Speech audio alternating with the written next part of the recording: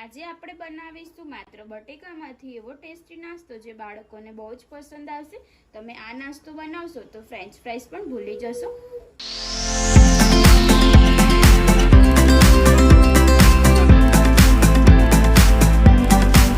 Hello friends, તો આજે આપણે બનાવીશું માત્ર બટેકામાંથી ટેસ્ટી અને કુરકુરો નવો નાસ્તો। આજે આપણે બટેકામાંથી એવો ટેસ્ટી નાસ્તો બનાવવાના છે। એના માટે આપણે આ 3 બટેકા બાફીને લીધેલા છે। તો સૌથી પહેલા આપણે છાલ ઉતારી લઈશું।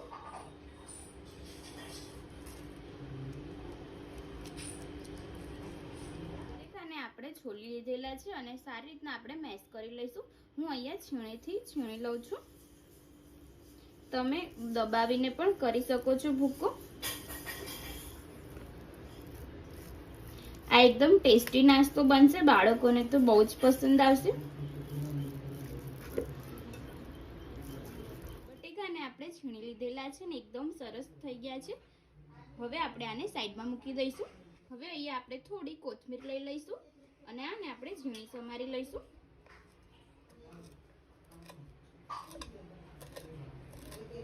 એકદમ આપણે ઝીણી ઝીણી સમારવાની છે। કોથમીર ઝીણી સમારી દીધેલી છે। હવે આપણે આ બટેકામાં કોથમીર એડ કરી દઈશું। અહીંયા થોડું કોથમીરનું પ્રમાણ મેં વધારે રાખેલું છે। હવે આની અંદર આપણે સ્વાદ અનુસાર મીઠું એડ કરી દઈશું।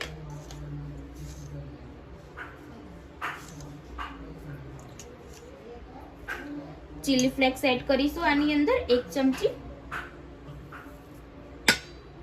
જો તમને તીખું ના પસંદ હોય તો તમે ઓછું એડ કરો તો પણ ચાલે અને ના એડ કરો તો પણ ચાલે। અહીંયા આપણે ચોખાનો લોટ લઈશું 2 થી 3 ચમચી જેટલો।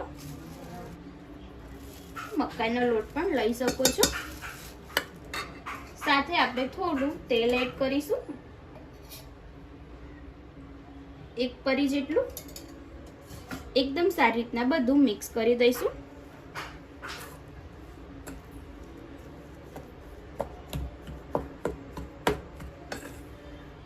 બધું મિક્સ કરીને લોટ જેવું બાંધી લીધેલું છે, તમે જોઈ શકો છો। હવે આપણે થોડો તેલવાળો હાથ કરી દઈશું। સેજ હાથમાં તેલ લગાવી દઈશું જેથી આ એકદમ ચોટે નહીં અને સહેલાઈથી આપણો નાસ્તો રેડી થઈ શકે। બંને હાથ પર તેલ લગાવી દઈશું અને થોડો આવી રીતના લોટ લઈશું। આ એકદમ લોટ ટાઈપ જ થઈ ગયું છે। અને આવી રીતના આપણે રોલ કરી લઈશું। હવે આપણે આ રોલના ભાગ કરી લઈશું નાના નાના।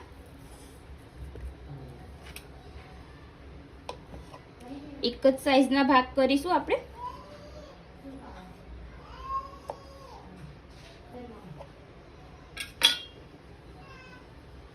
અને આ જે ટુકડા છે એનો આપણે ફરીથી રોલ કરીશું।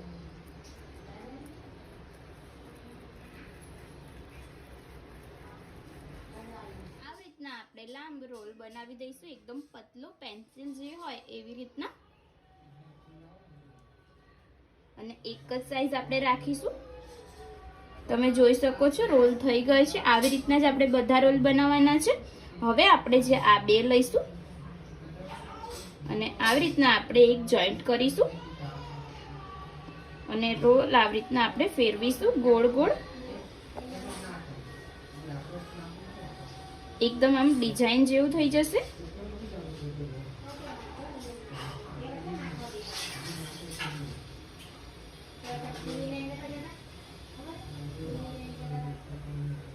થોડું આપણે કટ કરી દઈશું।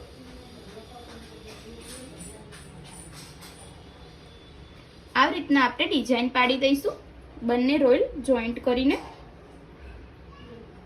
અને આને આપણે સાઈડમાં મૂકી દઈશું। આવી જ રીતના આપણે બધું રેડી કરીશું સ્નેક્સ।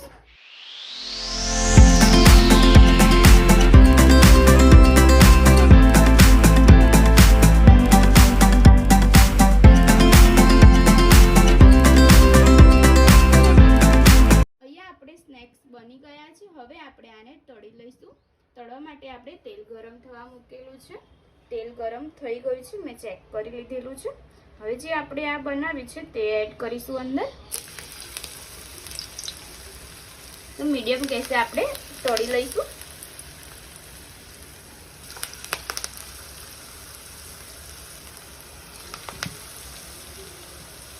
બંને સાઈડથી આપણે આને ગોલ્ડન બ્રાઉન થવા દઈશું.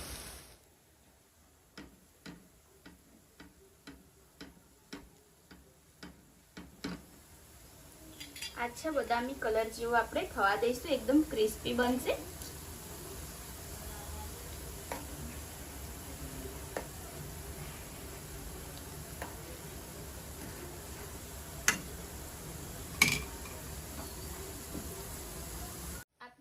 એકદમ સરસ તળાઈ ગયો છે, ગોલ્ડન બ્રાઉન થઈ ગયો છે. હવે આપણે આને કાઢી લઈશું એક પ્લેટમાં.